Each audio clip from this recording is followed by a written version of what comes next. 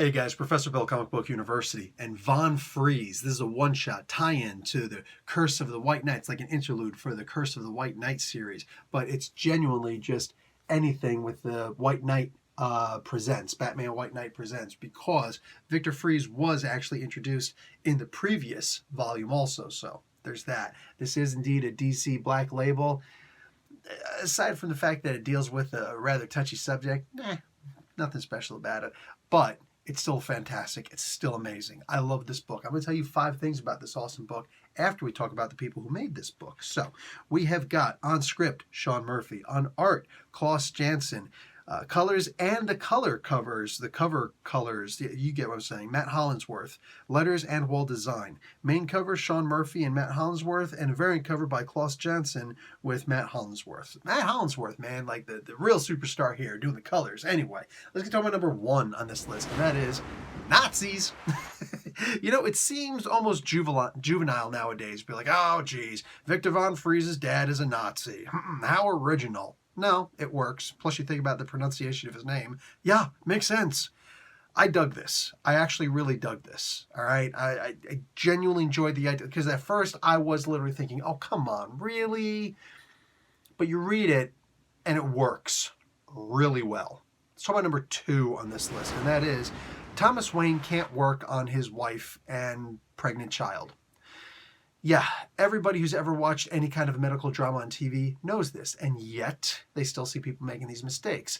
And yet, I think this is something that Dr. Strange would do if he were in that kind of a situation, or any other doctor would consider, oh, I should do such and such and such. But if there are other people around, if there are other means, no, you absolutely shouldn't. And there's a moment where Victor Freeze goes and says, hey, man, sure, just put this IV into your wife. It's really easy. You just find the vein and, you haven't done this in a while, but you'll be fine. This is the easiest thing in the world. And he can't even do that. And it's like, dude, it seems like it's an unnecessary mess to add that. But I'm going to be honest when I say it was a really good part to this, and it really showed the wisdom of Von Freeze in this, of Victor Freeze in this. Really fantastic idea. I loved this. I genuinely loved this. Let's start with number 3 on this list. I did mention there were Nazis in this book, right? Look, this book isn't preachy, but there is one panel which, again, not preachy, but it would do a lot of people a lot of good to understand what a Nazi is and what a fascist is and how to recognize them, because it is like a serious quality of life improvement, Anyway, it's just a shame that so many people don't understand that, and that history classes have apparently failed certain students, or certain students have failed that. One panel in here, really solid, again, without being preachy. Heck, I probably devoted more attention to it than it got itself. Number 4 on this list.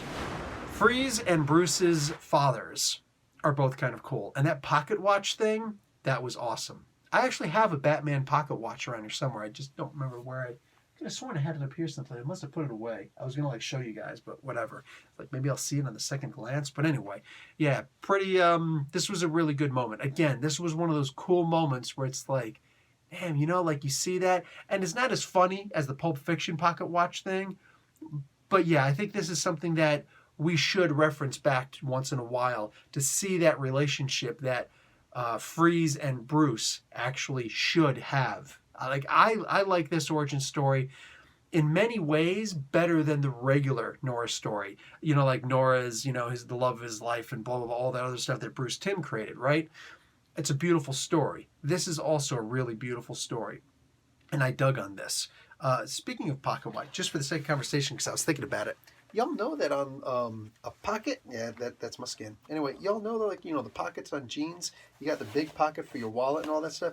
This little pocket right here, originally, this was meant to be for your pocket watch, for your timepiece. You got it clipped over here to your belt, and then just boop, put that in, and all of a sudden, you have now got a pocket for your timepiece. That's actually what that's for.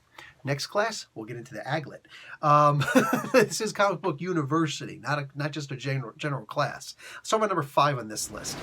This is how you make a tie-in book. Look, there are other tie-in books. I'm not going to mention any names. Infected Scarab. But yeah, this is how you properly make a really good tie-in book. I love this book. I actually, look, controversial, bite me.